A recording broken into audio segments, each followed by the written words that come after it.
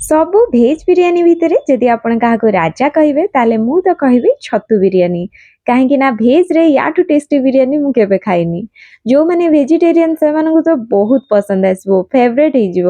ଆଉ ଯେଉଁମାନେ ନନଭେଜ ଖାଉଛନ୍ତି ତାଙ୍କୁ ମଧ୍ୟ ଭାରି ପସନ୍ଦ ଆସିବ।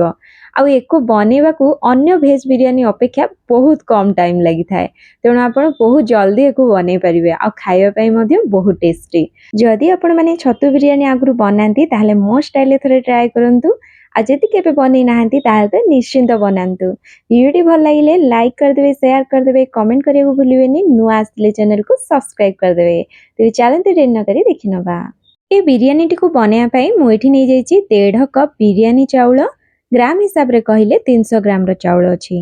এই ଲମ୍ବା ଲମ୍ବା ବିରିୟାନୀ ଚାଉଳ ଆପଣଙ୍କୁ ବହୁତ ସହଜରେ ଅନଲାଇନ୍ ଅଫଲାଇନ୍ ସବୁଠି ମିଳିଯିବ।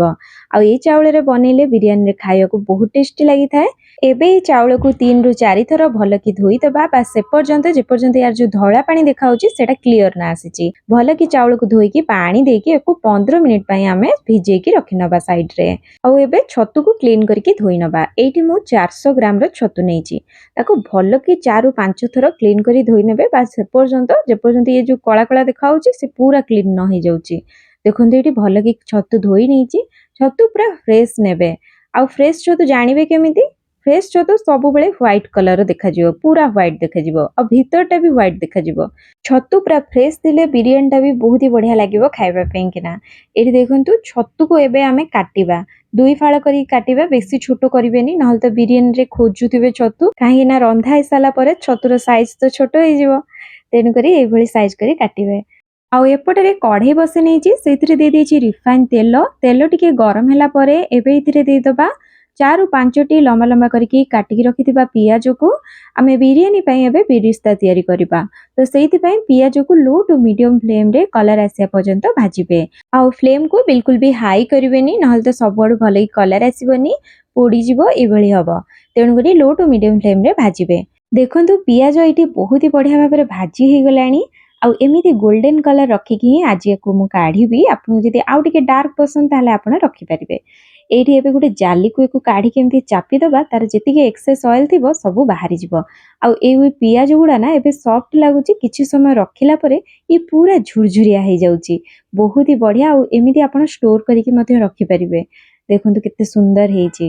ଏବେ ଚାଲନ୍ତୁ ସେଇ ଯୋଉ ତେଲରେ ପିଆଜ ଭାଜିଥିଲି ସେଇ ତେଲରେ ମୁଁ ଗୋଟେ ଆଳୁ ନେଉଛି। କାହିଁକି ନା ଆଳୁ ବିନା ଓଡ଼ିଆଙ୍କ ବିରିୟାନୀ ତ ପୁରା ଅଧୁରା।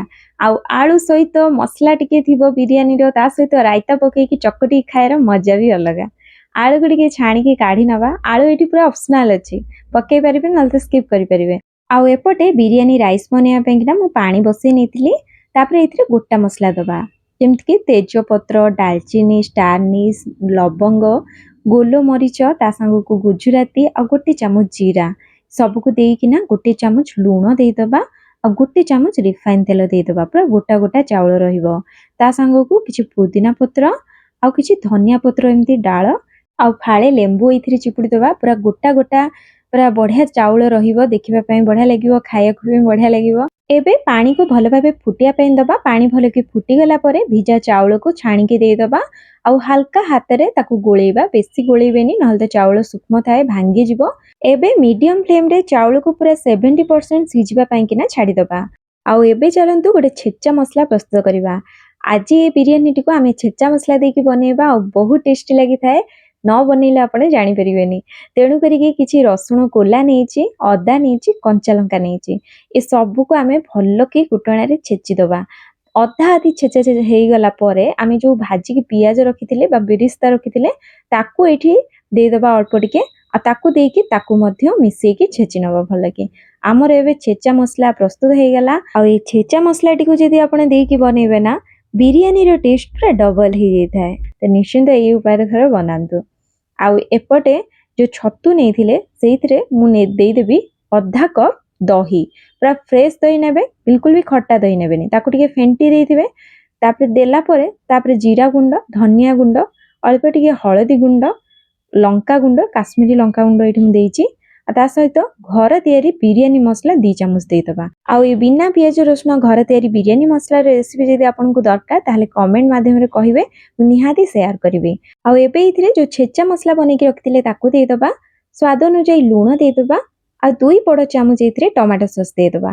ଟମାଟୋ ସସ୍ ଏଇଠି ପୁରା ଅପସନାଲ୍ ଅଛି, ଆପଣ ପକେଇ ପାରିବେ ନହେଲେ ତ ସ୍କିପ୍ କରିପାରିବେ, କିନ୍ତୁ ଯଦି କେବେ ପକେଇକି ଟ୍ରାଏ କରିନାହାନ୍ତି ତାହେଲେ ତ ନିହାତି କରନ୍ତୁ। ଗ୍ରେଭିର ଟେଷ୍ଟଟା ବହୁତ ହି ବଢ଼ିଆ ଆସେ। ଆଉ ଯଦି ଟମାଟୋ ସସ୍ ପକେଇବେନି ତ ତା ଜାଗାରେ 1 ଚାମଚ ଚିନି ଦେବେ, କାରଣ ଦହି ପଡ଼ିଛି, ଟେଷ୍ଟ ପୁରା ବାଲାନ୍ସ ହେଇକି ରହିବ। ଟମାଟୋ ସସ୍ ଯେହେତୁ ଟିକେ ମିଠା ଲାଗେ ତେଣୁ ମୁଁ ଏଠି ଆଉ ଚିନି ପକେଇନି। ତାପରେ ଏଥିରେ ପୁଦିନା ପତ୍ର, ଧନିଆ ପତ୍ର ଆଉ ଯୋଉ ବିରିସ୍ତା ବନେଇକି ରଖିଥିଲେ ତାକୁ ପକେଇକି ଭଲକି ଆମେ ୟାକୁ ମ୍ୟାରିନେଟ୍ କରିନେବା। ମ୍ୟାରିନେଟ୍ ହେଇସାରିଲା ପରେ ୟାକୁ ଆମେ ବିଲକୁଲ ବି ରଖିବାନି, ସାଙ୍ଗେ ସାଙ୍ଗେ ଆମେ ୟାକୁ ରାନ୍ଧିବା, ନହେଲେ ତ ଛତୁରୁ ପାଣି ବାହାରି ଆସିବ ଯେହେତୁ ଲୁଣ ପଡ଼ିଛି। ଯୋଉଥିରେ ଆମେ ପିଆଜ ଭାଜିଥିଲେ ସେଇ ତେଲକୁ ଟିକେ କାଢ଼ି ନେବେ, ଯେତିକି ଆବଶ୍ୟକ ତେଲ ରଖିକି ସେଥିରେ ମ୍ୟାରିନେଟ୍ କରିଥିବା ଛତୁ ଆଉ ଆଳୁକୁ ଦେଇକିନା ପୁରା ହାଇ ଫ୍ଲେମ୍‌ରେ ତାକୁ କଷିବେ। ବିଲକୁଲ ବି ଲୋ କି ମିଡିୟମ୍ କରିବେନି, କାରଣ ଛତୁରୁ ବହୁତ ପାଣି ବାହାରିବ, ବହୁତ ଟାଇମ୍ ଲାଗିଯିବ ଶୁଖିବା ପାଇଁକିନା। ତେଣୁକରି ହାଇ ଫ୍ଲେମ୍‌ରେ ୟାକୁ ଆପଣ କଷି ନେବେ। ସେ ପର୍ଯ୍ୟନ୍ତ କଷିବେ ଯେପର୍ଯ୍ୟନ୍ତ ଛତୁର ପାଣି, ଦହିର ପାଣି ଭଲକି ଶୁଖି ନ ଯାଉଛି। ସେଇ ଭିତରେ ଆମର ଚାଉଳ ମଧ୍ୟ ଏଇଠି ପୁରା ବଢ଼ିଆ ଭାବେ ସିଝିଗଲାଣି 70%। ଜାଣିବେ କେମିତି? ହାତରେ ଏମିତି ନେବେ, ଦେଖିବେ ଚାଉଳ ତ ଭାଙ୍ଗୁଥିବ କିନ୍ତୁ ପୁରା ଖୋଲି ଯାଉନଥିବ। ଜାଣିବେ ଯେ 70% ସିଝିଗଲାଣି। ଏବେ ୟାକୁ ଆମେ ଗୋଟେ ଜାଲିକୁ କାଢ଼ିକି ଛାଣିକି ରଖିନେବା। ବେଶୀ ୟାକୁ ଗୋଳେଇବେନି, ନହେଲେ ଚାଉଳ ବହୁତ ସୂକ୍ଷ୍ମ ଭାଙ୍ଗିଯିବ। ଏ ଗୋଟେ ଜାଲିକୁ କାଢ଼ି ନେବା, ଆଉ ତାର ଯୋଉ ପାଣି ଗୁଡ଼ା କାଢ଼ିଲେ ତାକୁ ଫୋପାଡ଼ି ଦେବା, ରଖିବାନି ସେଇଥିରେ, ନହେଲେ ଚାଉଳ ଆହୁରି ସିଝିଯିବ ରହିକି। ଏକୁ ଜାଲିକୁ କାଢ଼ିକି ଏମିତି ସାଇଡ଼ରେ ରଖିଦେବା। ଆଉ ତା ଭିତରେ ଦେଖନ୍ତୁ ଏପଟରେ ପୁରା ତେଲ ଛାଡ଼ିକି ଆମର ବହୁତ ବଢ଼ିଆ ଭାବରେ ଛତୁ କଷି ହେଇଗଲାଣି। ଛତୁକୁ ନା ଅଲଗା ଭାଜିବା କିଛି ଦରକାର ନାହିଁ, ଆପଣ ଏଇଭଳି ମ୍ୟାରିନେଟ୍ କରିକିନା ତାକୁ ବନେଇବେ ନା ବହୁତ ଟେଷ୍ଟି ଲାଗିବ। ପୁରା ତେଲ ମସଲା ବଢ଼ିଆ ସେ ପଶିଯିବ ଆଉ ବହୁତ ହି ଟେଷ୍ଟି ଲାଗିବ। ଆଉ ଏତେ ଟେଷ୍ଟି ଏଇଟା ଯେ ଆପଣ ଏଇ ଗ୍ରେଭିକୁ ଲଗେଇକିନା 4ଟା ରୁଟି, ପରଟା ସବୁ ଖାଇଦେବେ। କିନ୍ତୁ ଆଜି ତ ଆମେ ଏମିତି ଖାଇବାନି, ଏକୁ ଆମେ ବିରିୟାନୀ ବନେଇବା। ତ ଏଇଠି ଆମର ରେଡି ହେଇଯାଇଛି। ଏକୁ ଏବେ ଆମେ ସାଇଡ଼ରେ ରଖିବା। ଆଉ ଯୋଉଥିରେ ଆମେ ଆଜି ବିରିୟାନୀ ବନେଇବା ସେ ଜାଗା ନେଇଯିବା, ଗୋଟେ ମୋଟା ଜାଗା ନେଇଯିବେ, ତଳେ ଏମିତି ଘିଅ ଲଗେଇ ନେବେ। ଆଉ ତାପରେ ଏଥିରେ ଆମେ ପ୍ରଥମେ ତରକାରୀଟାକୁ ଦେବା, କାହିଁକିନା ତରକାରୀଟା ପାଣି ବାହାରିବ, ସେ ଭଲସେ ହେଇଯିବ। ଚାଉଳ ଦେଲେ ପୋଡ଼ିଯିବାର ଚାନ୍ସେସ୍ ରହିବ। ତେଣୁ କରିକିନା ତରକାରୀ ଦେଇକିନା ତାପରେ ଆମେ ଏମିତି ଚାଉଳ ଦେବା, ଆଉ ଚାଉଳକୁ ଦେଇକିନା ଉପରୁ କିଛି ବିରିସ୍ତା ଦେଇଦେବା, ଟିକେ ଆମର ବିରିୟାନୀ ମସଲା ଏମିତି ପକେଇ ନେବା, ତାପରେ କିଛି ପୁଦିନା ପତ୍ର ପକେଇ ନେବା, ତାପରେ ପୁଣି ଗୋଟେ ଲେୟାର ଦେବା ତରକାରୀର, ତାପରେ ପୁଣି ଚାଉଳ ଦେବା, ପୁଣି ସେ ଜିନିଷଟାକୁ ରିପିଟ୍ କରିବା, ପିଆଜ ଦେବା, ଆଉ ତାପରେ ସେଥିରେ କିଛି ବିରିୟାନୀ ମସଲା ଦେବା, ଧନିଆ ପତ୍ର ଆଉ ପୁଦିନା ପତ୍ର ଦେବା, ଆଉ ଉପରୁ ଗୋଟେ ବଡ଼ ଚାମଚ ଗୁଆ ଘିଅ ଦେବା। ବହୁତ ବଢ଼ିଆ ବିରିୟାନୀର ବାସ୍ନା ଆସିବ। ଆଉ ଯୋଉ ଚାଉଳରେ ଯୋଉ ଭାତ ବନେଇଥିଲେ ଯୋଉ ପାଣିଟା ବାହାରିଥିଲା ତାକୁ ଫୋପାଡ଼ିବେନି, ତାକୁ ଟିକେ ରଖିଥିବେ, ତାକୁ ଆମେ ଲାଷ୍ଟକୁ ଏମିତି ଦେବା, ଯାହାଦ୍ୱାରା କି ଚାଉଳ ଆଉ ଯୋଉ ବାକି ଅଛି ସେଇଟା ବି ସିଝିଯିବ ଆଉ ବିଲକୁଲ ବି ତଳେ ଲାଗିବନି, ପୋଡ଼ିବନି। ଆଉ ମନେ କରିକି ଏ ଯୋଉ କଭରରେ ହୋଲ୍‌ଟି ଅଛି ତାକୁ ବନ୍ଦ କରିନେବେ, ନହେଲେ ତ ବାମ୍ଫ ଗୁଡ଼ାକ ବାହାରିଯିବ। ଆଉ ବନ୍ଦ କରିକିନା ଏକୁ ଆମେ ଗୋଟେ ତାୱା ରଖିକି ତା ଉପରେ ବସେଇ ନେବା। ଆଉ ଲୋ ଫ୍ଲେମ୍‌ରେ ଏକୁ ପୁରା 20 ମିନିଟ୍ ପାଇଁ ଆମେ ଛାଡ଼ିଦେବା। ପୁରା ବାମ୍ଫରେ ଭଲ ଭାବରେ ଆମର ଦମ୍ ଲାଗିଯିବ ବିରିୟାନୀରେ। ଆଉ ଆପଣ ଯେକୌଣସି ବାସନ ନିଅନ୍ତୁ, ଯଦି ଏମିତି ତାୱା ରଖିକି ବନେଇବେ ନା ବହୁତ ହି ବଢ଼ିଆ ଭାବରେ ହେବ, ବିଲକୁଲ ବି ତଳେ ଲାଗିବନି। ଆଉ ଏପଟରେ ଚାଲନ୍ତୁ ଆମେ ଦହି ରାଇତା ବନେଇବା। ଦହିକୁ ଭଲ ଭାବରେ ଫେଣ୍ଟି ଦେବା, ତା ଦେହରେ କାକୁଡ଼ି, ପିଆଜ ଦେଇଦେବା, ଧନିଆ ପତ୍ର, ପୁଦିନା ପତ୍ର ଦେଇଦେବା, ଲୁଣ ଦେଇଦେବା, ଟିକେ ରାଗ ଲଙ୍କାଗୁଣ୍ଡ ଦେଇଦେବା, ଚାଟ୍ ମସଲା ଟିକେ ଦେଇଦେବା, ଆଉ ବିଟ୍ ଲୁଣ ଟିକେ ଦେଇଦେବା। ଆଉ ଏ ସବୁକୁ ଏବେ ଗୋଳେଇ ନେବା। ଆଉ ଟିକେ ମୁଁ ପାଣି ଦେଇଦେଉଛି କାରଣ ବହୁତ ବହଳିଆ ଲାଗୁଥିଲା। ଏବେ ଆମର ରେଡି ହେଇଗଲା ଦହି ରାଇତା। ଦେଖିଲେ କେତେ ଜଲ୍ଦି ବନିଗଲା, ଆଉ ଖାଇବା ପାଇଁ ଏମିତି ବହୁତ ହି ବଢ଼ିଆ ଲାଗେ। ଏବେ ଏଇଠି 20 ମିନିଟ୍ ହେଇଗଲାଣି, ଚାଲନ୍ତୁ ଚେକ୍ କରିବା ବିରିୟାନୀ ହେଲାଣି କି ନାହିଁ। ଆଉ ଚେକ୍ କରିବା ପାଇଁ ସବୁଠୁ ବେଷ୍ଟ ଟ୍ରିକ୍ ହେଉଛି ଏମିତି ଆଙ୍ଗୁଳିର ପଛପଟ କରିକି ଢାଙ୍କୁଣୀରେ ଟିକେ ଲଗେଇକି ଦେଖିବେ, ଯଦି ଆପଣଙ୍କ ଆଙ୍ଗୁଳିକୁ ଚାଇଁକିଣା ଲାଗିବ ନା, ଜାଣିବେ ବିରିୟାନୀ ହେଇଗଲାଣି। କାରଣ ବିରିୟାନୀ ଭିତରୁ ପୁରା ଭଲସେ ବାମ୍ଫିଛି ବୋଲି କଭରଟା ପୁରା ଗରମ ହେଇଯାଇଛି। ଏଇଟା ହେଉଛି ସବୁଠୁ ବେଷ୍ଟ ଟ୍ରିକ୍। ବିରିୟାନୀ ଏଇଠି ଦେଖନ୍ତୁ ବହୁତ ବଢ଼ିଆ ଭାବରେ ହେଇଯାଇଛି। ଏକ 5 ମିନିଟ୍ ପାଇଁ ଛାଡ଼ିଦେବା, ତାପରେ ତାକୁ ଗୋଟେ ସାଇଡ଼୍ରୁ ଏଭଳି କାଢ଼ିବା। ଦେଖନ୍ତୁ ଗୋଟେ ସାଇଡ଼୍ରୁ ହିଁ କାଢ଼ିବେ, ଏକାଥରେ ଗୋଳେଇ ଦେବେନି, ନହେଲେ ତ ଚାଉଳ ବହୁତ ସଫ୍ଟ ଅଛି, ଭାଙ୍ଗିଯିବ। ପୁରା ଗୋଟା ଗୋଟା ହେଇକି ଦେଖନ୍ତୁ ଚାଉଳ ଅଛି, ଆଉ ତଳି ମଧ୍ୟ ଲାଗିନି। ଏଇ ଉପାୟରେ ବନାନ୍ତୁ, ପୁରା ପରଫେକ୍ଟ ବନିବ।